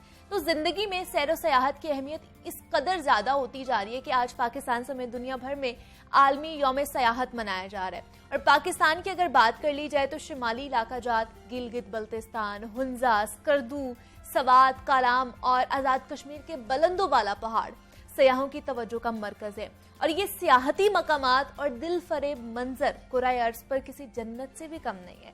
बुलंदो बाला पहाड़, आबशारें, साफ शफाफ नदियां और झरने सयाहों का दिल मोह लेते हैं। और इसी तरह अगर शहर लाहौर की बात कर ली जाए तो लाहौर को पाकिस्तान का सकाफती और तारीखी मरकज और बागों का शहर कहा जाता है। लाहौर सियाहती मकामात के हवाले से एक तारीख रखता है अपने अंदर, और लाहौर में ना सिर्फ पाकिस्तान बल्कि बैरून मुमालिक से भी सियाह तफरीह की गर्ज से आते हैं। और अगर सियाहों के हवाले से बेहतर सहूलियात का इंतज़ाम किया जाए तो जनाब सियाहत को मज़ीद फ़रोग़ दिया जा सकता है। खस्ता खाल तारीखी इमारतों की बहाली और तज़यीन आराइश से लाहौर की जो खूबसूरती है उसमें मज़ीद इजाफा किया जा सकता है। तो पाकिस्तान और ख़ास तौर पर लाहौर में सियाहत के फ़रोग के लिए क्या क्या इक़दाम किए जा रहे हैं, इस पर बात करेंगे। हमारे साथ इस वक्त मौजूद हैं एहसान भुट्टा साहब, हैं सेक्रेटरी टूरिज्म है। सर, आपको वेलकम कहती हूँ जागो लाहौर में। कैसे हैं आप? थैंक यू जी, बहुत शुक्रिया आप। सर, आज वर्ल्ड टूरिज्म डे मनाया जा रहा है और हमें बताइएगा कि क्या इसको टूरिज्म के फ़रोग के लिए क्या क्या इक़दाम किए जा रहे हैं? ये United Nation World Tourism Organization है, इसके तहत 27 सितंबर जो है हर साल इसको वर्ल्ड टूरिज्म डे मनाया जाता है। अच्छा, इसको एक डे के तौर पे हमने नहीं लिया, ये होता है ना जैसा मदर्स डे आ गया, फादर डे आ गया, एक दिन काम किया और फिर उसके बाद भूल गए। हमने इसको ऐसा नहीं लिया, इस पहली दफ़ा हिस्ट्री में हुआ है, हमने इसको पूरे वीक के तौर पे लिया है। टूरिज्म वीक कह लीजिए। तो 23 और 24 को हमने अल हमरा आर्ट गैलरी में ना हेरिटेज वॉक जो हम कराते हैं, वो जो हेरिटेज साइट्स हैं उसकी फोटोग्राफिक एग्जीबिशन करवाई है। और लोगों ने बड़ा खुशी का इजहार किया कि ऐसी साइट्स जो आज तक हमने कभी देखी भी नहीं थी वो हमने आपके तवज्जो से देखनी है। तो वैक्यू ट्रस्ट प्रॉपर्टी बोर्ड के गुरुद्वारे हों, हिंदूज़ की या जैन मंदिर हैं या इस तरह के हैं या मुसलमानों के शराइन्स हैं, उन सब को भी हमने उनके कोऑर्डिनेशन के साथ कैप्चर किया। उनको ना सिर्फ कैप्चर किया बल्कि उसको प्रमोट करने के लिए एग्जीबिशन भी की। और आज जिस तरह 27 है तो हम रात को हमारा इवेंट होगा शालामार गार्डन में जो यूनेस्को वर्ल्ड हेरिटेज है, और इस पे जो हमारे VVIP होंगे वो इसको प्राइज डिस्ट्रीब्यूशन भी करेंगे इनके बाद फर्स्ट, सेकंड और थर्ड, ताकि उनकी मोटिवेशन भी हो सके। सेकंड हमारा इवेंट जो था ना हमने 25 को किया, जिसमें डिस्कशन फोरम। ये डिस्कशन फोरम इस तरह है कि 3 थीम्स हमें दी गई United Nation World Tourism Organization की, कि भी पैंडेमिक था ना कोविड जिसको तो रीथिंकिंग टूरिज्म, ये फ्लड आ गया हमारे मुल्क में, देखें DG खान, राजनपुर, KPK, सिंध या बलूचिस्तान में, तो हमने कैसे अपने आप को रीथिंक करना, हालात को कैसे मोल्ड करना है, इस पर बहुत मायानाज हमारे जो स्पीकर थे उन्होंने डिस्कशन की। एक ये था, दूसरा जो इम्पोर्टेंट चीज़ थी कि how we see the tourism in future, future में हम पाकिस्तान का टूरिज्म को कैसे समझते हैं। और थर्ड इसकी थीम जो थी वो ये थी कि how to improve the governance. ये बहुत इंपॉर्टेंट चीज़ है, गवर्नेंस। जो आपने बात की है, फैसिलिटीज हों, फैमिलीज जा रही हैं उनके लिए वॉशरूम हो, या सिक्योरिटी जो है बड़ी इंपॉर्टेंट है। मरी का वाकया सबके सामने हुआ, क्या हुआ। तो डेट इज द 3 थीम्स के ऊपर हमने काम किया और बहुत अच्छी सजेशंस आई हैं। फिर लास्ट हमने हमारा एक हॉस्पिटैलिटी सेक्टर है, hotels, restaurant, travel guides, travel agencies, उनका सेमिनार हमने कल किया है। उन्होंने बड़ी प्राइवेट सेक्टर ने खुल के बातें की हैं और हमें ये भी पता चला कि यार ये भी हमें करना चाहिए। और आज सुबह आपके प्रोग्राम में आने से पहले हमने अभी वॉक की है, अवेयरनेस वॉक, और शाम को इंशाल्लाह हमारा जो होगा शालामार गार्डन में नाइट इवेंट होगा, जिसमें डबल डेकर बस जो हमारी साइट सीइंग बस है, इसमें फैमिलीज आएंगी, पे करके खुद आना चाहते हैं तो हम वो इवेंट भी करेंगे। लेकिन हम एहसान सब देखते हैं कि जब भी टूरिज्म की बात होती है ना, तो खासतौर पर पाकिस्तानी भी, यहाँ पर पाकिस्तान से बाहर भी जो लोग टूरिज्म के लिए आते हैं, पंजाब की अगर मैं बात करूँ कि यहाँ के लोग फिर ना शुमाली इलाका रात में जाते हैं, नॉर्दर्न एरियाज का रुख करते हैं कि हमने अगर टूरिज्म करनी है तो वहाँ पे चले। हम अपने पंजाब को नहीं देख पा रहे, हम लोग ने नॉर्दर्न पंजाब को नहीं देखा, साउदर्न पंजाब को नहीं देखा, इवन कि हमारे यहाँ पर भी जो चीज़ें हमने उनको भी नहीं देखा। तो उसके लिए आप लोग क्या कर रहे हैं? ये जो आपकी बात है ना, हमारे दिन में टूरिज्म का सिर्फ है पहाड़ों में जाना है, मरी में जाना है, जसवात में जाना है, जबकि मैं समझता हूँ हमें अपनी स्ट्रॉन्ग फुटिंग वो है, हमारी स्ट्रॉन्ग फुटिंग जो पंजाब की है ना, वो दो हैं, एक हेरिटेज टूरिज्म और दूसरी रिलीजियस टूरिज्म। इंटरफेथ हार्मनी देख लीजिए, बुद्धिस्ट चीफ मॉन्क थाईलैंड के जो हमारे टेक्सला आए हुए थे, 1 महीना वहाँ पे रहे, फिर लाहौर म्यूजियम आए हैं। उन्होंने कहा इतना जबरदस्त म्यूजियम तो मैंने देखा ही नहीं, और अगले इस महीने वो अक्टूबर में 150 डिसिपल्स फ्रॉम थाईलैंड जो हाई प्रोफाइल हैं उनको लेके आ रहे हैं। ये हम आगाज कर रहे हैं बुद्धिस्ट को अपनी तरफ अट्रैक्ट करने का। सिमिलरली हमारी जो हेरिटेज साइट्स हैं, शालामार गार्डन, लाहौर म्यूजियम, किला है, फिर जहांगीर का मकबरा, नूरजहां का मकबरा वगैरह वगैरह, इनको हमने कोशिश की है कि इनको रिस्टोर करें, कंजर्व और प्रिजर्व करें, आर्कियोलॉजी डायरेक्टरेट करता है। थर्ड जो हमने कोशिश की थी कि इसको नाइट टूरिज्म के ऊपर भी ले जाएं, जिससे आपने लाहौर फोर्ट में आपने देखा है, हम शालामार गार्डन में भी हमने शुरू किया है, उसको हमने लिंक कर दिया है sight seeing double decker bus के साथ कि फैमिलीज उसमें आए, एंजॉय करें। एक आज शालामार की पूरी तारीख में होगी हिस्टोरिकली। अब ये तो एक मैंने थोड़ी सी आपको बात की कि हमारी जो हमारी साइट्स हैं उस पर हम कैसे कर रहे हैं। सबसे जो इम्पोर्टेंट चीज़ थी ना, वो ये थी facilitation of the tourist at these sites. अब ये यहाँ पे आते थे, इनको कोई फैमिलीज आती हैं, वो अगर लुचे लफंगे कोई लड़के खड़े हैं या बातें करने वाले या माहौल नहीं है, इस तरह की चीज़ें, तो हमने एक पंजाब टूरिज्म स्क्वाड इनिशिएट किया है। ये एक बहुत बड़ा इनिशिएटिव हुआ है जो अल्लाह ने, गवर्नमेंट ऑफ पंजाब ने ये शुरू किया है। मरी का जब वाकया हुआ था उसके बाद हमने 86 के करीब जो बच्चे बच्चियाँ हैं, इसमें 11 फीमेल्स भी हैं, और हैरान हो गए सारे मास्टर्स हैं। एमफिल किया हुआ एक ने, उसको हमने मरी में लॉन्च किया है। और वहाँ पे जो है ना, इनके 3 काम हैं पंजाब टूरिज्म स्क्वाड के। एक फैसिलिटेशन ऑफ द टूरिस्ट, एक गाइडेंस कि भी वॉशरूम जाना है या कोई और किसी जगह पे जाना है वो गलत बता दिए, और तीसरा है रेगुलेशन, यानी कि होटल्स वगैरह ज़्यादा किराए लेते हैं तो उसको कैसे मॉनिटर करना है। ये तीनों काम जो हमने मरी से शुरू करवाए हैं। अब चूंकि ऑफ सीजन है मरी में, दिसंबर के बाद दोबारा शुरू होगा, तो अब हम इसको टेक्सला जो हमारे वर्ल्ड हेरिटेज यूनेस्को साइट है, टेक्सला म्यूजियम में एक टीम जो 8 लोगों की है वहाँ पे ले गए हैं। अब लाहौर के जितने 8 मॉन्यूमेंट बड़े हैं अलॉन्ग विद लाहौर जू, तो यहाँ पे हमारी टीमें खड़ी हैं, अलग अलग हैं। ठीक है, तो ये उनको फैसिलिटी, अच्छा देखिए इनका फर्स्ट एड भी है, इनके रेस्क्यू 1122 के आने से पहले ये ट्रेंड लोग हैं। इनकी गाड़ी खराब हो जाए तो बैटरी खराब है, टायर पंचर है, ये कुछ सब करते हैं। और सबसे बढ़ के चूंकि इंग्लिश वगैरह भी बोल लेते हैं, फॉरनर्स जितने आते हैं उनको गाइड भी करते हैं। लाहौर म्यूजियम में और लाहौर फोर्ट या तीसरा शालामार गार्डन, 3 साइट्स ऐसी हैं जिसमें बहुत ज़्यादा फॉरनर्स आते हैं। अब जो पहली दफ़ा उनको ये पता चला कि ऐसी फोर्स डिसिप्लिन है, यूनिफॉर्म में है, मोटरसाइकिलें भी हैं उनके पास, और उनको गाइड कर रहे हैं, फीमेल्स भी हैं, फैमिलीज को गाइड कर रही हैं, बहुत अच्छा इम्पैक्ट आया है। तो मैं उम्मीद रखूंगा नेक्स्ट फ्यूचर में हम इंशाल्लाह इसको बहावलपुर और मुल्तान में भी लेके जा रहे हैं। लेकिन एहसान साहब, हमने देखा था कि टूरिज्म के हवाले से काम हो रहा है, अप्रिशिएटेड, लेकिन टूरिज्म डिपार्टमेंट ने एक ऐप भी अपनी बनाई थी और जिसके ऊपर डिफरेंट चीजें दिखाई जानी थी, अपडेट लोगों को किया जाना था कि लोग घर पर बैठ के उस चीज के बारे में पहले जान सकते हैं, पहले देखेंगे, फिर वहां पर जाएंगे, वहां पर जाके उन्हें किसी भी मुश्किल का सामना ना करना पड़े। लेकिन हमने देखा है कि उसको अपडेट नहीं किया गया है। नहीं, वो इसकी क्या वजह है? ये आपकी ना थोड़ा सा मैं इसमें वजाहत कर देता हूँ कि जब हमने 2 साल पहले या 1.5 साल पहले शुरू की थी ना, तो 511 साइट्स इसके अंदर थी। अच्छा। इसमें कोऑर्डिनेट्स भी थे, गूगल कोऑर्डिनेट्स, इनकी साइट की पिक्चर्स भी थी, ब्रीफ हिस्ट्री भी थी, और होटल्स वगैरह को भी हमने लिंक करना था। जी। आज आप देखेंगे तो हमने इसको अपडेट करके 923 साइट्स पे ले गए हैं। ठीक है। तो अब जो लोग बड़े शौक से देखते हैं, आपकी एप्लीकेशन मोबाइल के ऊपर भी है, तो वो जहाँ पे जाते हैं, अब 36 डिस्ट्रिक्ट की तमाम साइट्स, चाहे वो रिलीजियस हों, पार्क्स हों, हेरिटेज हों, या और कोई साइट है तो उसके अंदर मौजूद हैं और वो जाते हैं। होटल भी हमने 180 के करीब जो हैं इसमें लिंक कर दिए हैं जिन्होंने अपना लेके जाना है। असल वजह इसकी यह है कि कोविड था, 1.5 साल जब कोविड रहा है ना, तो काफ़ी लोगों को मसाइल थे, वो निकलते नहीं थे डरते हुए, या गवर्नमेंट की भी रिस्ट्रिक्शंस थी, तो इसलिए उसको इतना यूज़ नहीं किया। लेकिन जब हमने दोबारा रीलॉन्च किया है इसी साल दोबारा मार्च में, जब कोविड खत्म हुआ है, तो लोगों ने इसमें काफ़ी फायदा करती। हमें जो सामने केसेस आते हैं या जो लोग कहते हैं वो ये कहते हैं कि हम उसको करते हैं तो फ्रीज हो जाती है, आगे नहीं जाती है, बहुत ज़्यादा बग्स आ जाते हैं उसके अंदर। ये तो मैं फिर PITV वालों को जो कि माहिर वही हैं उन्होंने तवसत से है। एक मैं और बात आपको बताना चाहता हूँ आपके तवसत से, शायकीन को, नाजरीन को, 1421 हमने हेल्पलाइन भी बनाई है, 1421। तो ये ऐसी हेल्पलाइन है, अगर आपको किसी टूरिस्ट स्पॉट के ऊपर कोई भी इशू है, वो हमारा PITV का सेंट्रल सर्वर लाहौर के अंदर है, वो उसको फ़ौरन कॉल जहाँ पे PTS यानी कि पंजाब के स्क्वाड के लोग हैं उनको करेगा। फ़र्ज़ करें पाकपतन में कोई भी नहीं है तो वो DC को इतला करेगा और वो 1 दिन के अंदर तो मसला हल करने का पाबंद है। ये चीफ सेक्रेटरी साहब ने बाकायदा इसका अप्रूवल दिया था। तो ये हमारी साइट भी, ये हमारी यूनिवर्सल एक्सेस नंबर है कंप्लेंट के लिए, ये काफ़ी हेल्पफुल हो रहा है। लेकिन ऐप के हवाले से अगर काम किया जाए तो ये और भी ज्यादा हेल्पफुल साबित हो सकती है जो आम सयाह हैं उनके लिए। अच्छा, दूसरा सर, हम देखते हैं कि अगर बैरून मुमालिक का मवाजना किया जाए, हम लोग तो वहाँ से ही देखते हैं कि वहाँ से नई टेक्नोलॉजीज आती हैं तो उनको इम्प्लीमेंट यहाँ पर किया जाता है। म्यूजियम्स के हवाले से वहाँ पे बड़ा काम हो रहा है, मतलब न्यू टेक्नोलॉजीज का इस्तेमाल वहाँ पे किया जा रहा है, वहाँ पे एनिमेशन क्रिएट की जा रही है ताकि बच्चे अगर वहाँ पर आए तो उन्हें वो बोरिंग जगह ना लगे, वो उससे लर्न करके जाएं। लेकिन यहाँ पर अभी भी हम देखते हैं कि हमारे म्यूजियम वैसे ही हैं जैसे कई 100 साल पुराने थे, वही चिट्स लगी हुई होती हैं, कोई डिस्क्रिप्शन नहीं है। वो आपको फिर एक गाइडेड टूर आपको चाहिए होता है कि वो आपके साथ साथ चले और वो फिर आपको गाइड करता हो। हम ये क्यों नहीं चीजें लेकर आ रहे? ये आपने बहुत मेरे दिल वाली बात की है, क्योंकि मैं भी म्यूजियम का मुझे बड़ा शौक है, तो मैंने भी शुरू में देखा तो ऐसे ही था, क्योंकि फिर बच्चे नहीं जाते, वो कहते हैं बोरिंग जगह है। एक दफा जाएंगे ना तो दोबारा नहीं जाएंगे ना।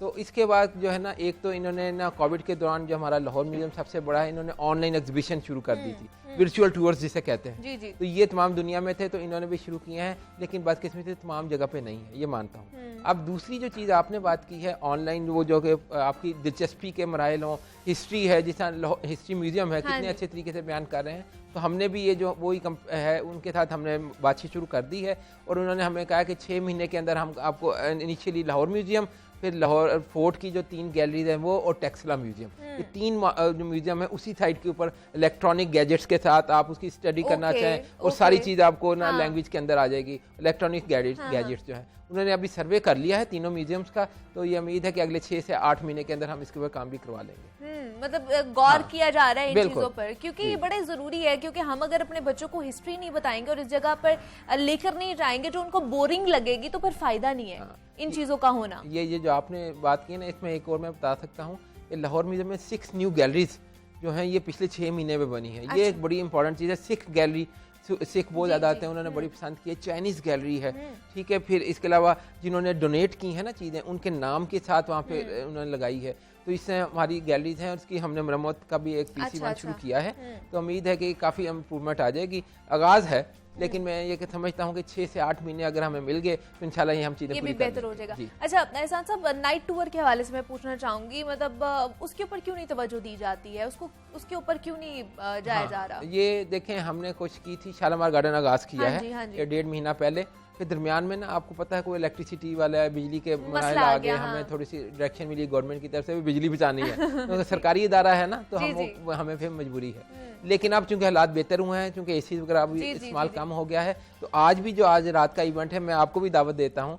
शालामार गार्डन में बाय नाइट ही है, इल्यूमिनेशन में शालामार की हिस्ट्री के मुगलिया शहजादा जो है उसने कैसे बनाया, फिर वो जो अली मर्दान खान है, ये जो फाउंटेन का जो पूरा सिस्टम है ना, हाइड्रोलिक सिस्टम, ये इंजीनियर था। ये 160 किलोमीटर लंबी इसने कनाल खोदी थी इधर फाउंटेन्स को चलाने के लिए, पानी लाने के लिए, तो वो भी एक किरदार है। मोहसिन गिलानी साहब उसे करेंगे। तो ये हमने कोशिश की है कि आवाम को तफरीह के साथ साथ इल्यूमिनेशन, और सबसे इंपॉर्टेंट चीज़ जो है लाइव आर्टिजन, ये जो हमारे कारीगर है ना, कि ये मिट्टी का वो किस्सा बना रहे हैं, वो अगर वो आप दिखा दें, लोगों को बड़ा इंटरेस्ट है। तो हमने ये तीनों चारों चीज़ें मिलाकर, हमारे जो डिपार्टमेंट्स हैं, TDCP है, आर्कियोलॉजी डायरेक्टरेट है, हमारा पंजाब टूरिज्म स्क्वाड है, या म्यूजियम वालों का भी स्क्वाड, और सबसे इंटरेस्टिंग चीज़ है कि इंडस्ट्री डिपार्टमेंट ने भी इसमें कोलैबोरेट किया है। तो ये सारों ने अपना अपना रोल प्ले कर रहे हैं। हाँ, एक इंपॉर्टेंट चीज़ है कि ये चूंकि हेरिटेज साइट्स है ना, ये यूनेस्को की एक कंपल्शन है कि आपने हर रोज़ ये काम नहीं करना। तो हमने ये कहा कि हम हर महीने में एक दफ़ा ज़रूर करें वीकेंड्स के ऊपर। ये अभी दूसरा हम कर रहे हैं। तो इंशाल्लाह हम शालामार गार्डन के बाद हम अगला इरादा है हिरन मीनार के ऊपर जाने का, फिर जहांगीर का मकबरा है, फिर वापस हम शालामार आएंगे। तो इस तरह हर महीने में हम इस तरह के इवेंट्स करें। ठीक है जी, चले बहुत शुक्रिया। एहसान भुट्टा साहब हमारे साथ मौजूद थे, सेक्रेटरी टूरिज्म। एहसान साहब बहुत शुक्रिया आपका कि आप यहाँ पर आए। वर्ल्ड टूरिज्म डे मनाया जा रहा है और इस हवाले से हमने बात की है कि जो लाहौर टूरिज्म के डे के हवाले से जो हमारा डिपार्टमेंट है, टूरिज्म डिपार्टमेंट, वो क्या कर रहा है। और आप लोगों से जनाब मैं यही दरख्वास्त करूंगी, रिक्वेस्ट ये है कि अगर आप लोग भी टूर के लिए कहीं पर भी जाते हैं, किसी भी तारीखी मकाम का रुख करते हैं, तो वहाँ पर खासतौर पर सफाई का, गंद ना डाल के आया करें, सफाई का खास ख्याल रखा करें, उसको भी अपना घर ही समझा करें। मुझे अब आपने इजाज़त देनी, अपना बहुत सारा ख्याल रखिएगा। जाते जाते एक गाना सुनते जाइए। अल्लाह हाफिज़।